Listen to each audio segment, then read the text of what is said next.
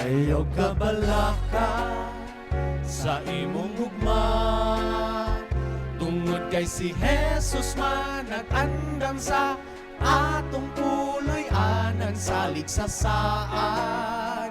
Saad nga dili mo luban, tanan kong pangandoy sa kinabuhi. Ang higpit na kaluwasan nga maoy gihandom sa tanan, ayaw ug usikit ining panahon sa pagpili. Sa adlaw sa iyang paghukom, bisan kinsa ka man kini imong atubangon. Sa adlaw sa iyang paghukom, kita mo singgit nga ang balos makatarunganon salig sa saad.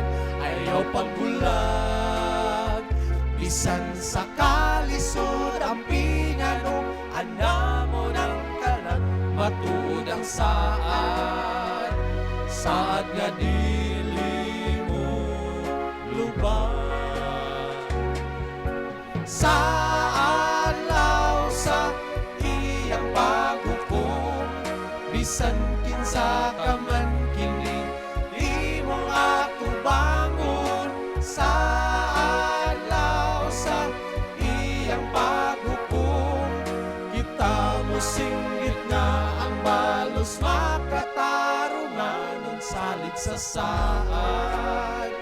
Ayaw pagbulag bisan sa kalisod ang pinanong andamo ng kalag matuod ang saad.